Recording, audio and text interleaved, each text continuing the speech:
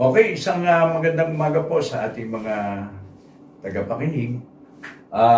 Bilang tinatanong niyo po ako kung ano yung magiging platforma ko para sa pagtakbo ko bilang Vice Mayor ng Bayan ng Victoria, Laguna.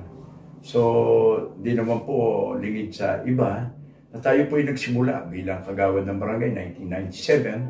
So, nahalal na bilang konsyel 2001, 2004.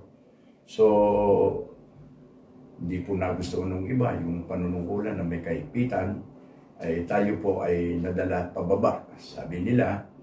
Pero bumalik ako sa barangay namin 2007 bilang kagawad uli hanggang 2010. So nagpahinga uli ako bilang kagawad.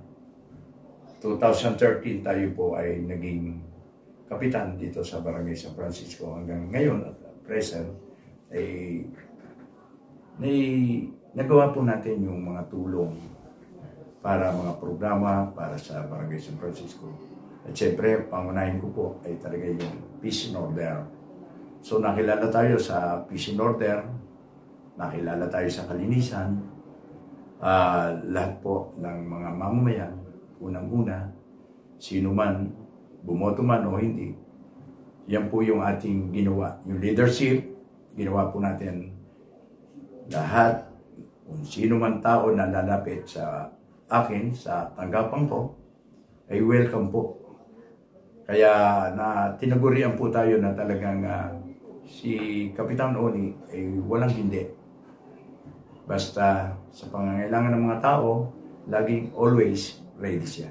So, 2016, nagkameron po ng LTIA ang ating programa ng DILG para po makapili kung sino po yung mga kapitan na talagang marunong para sa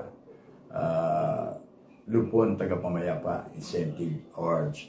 So, na-interview po tayo ng ating DILG.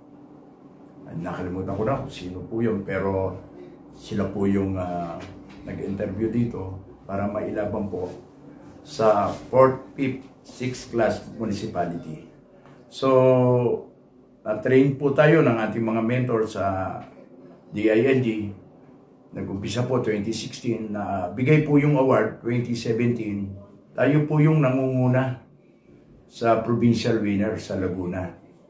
At 2017, meron uli. Binigay po uli yung pagkilala 2018 na tayo po uli yung nangunguna. Sa madali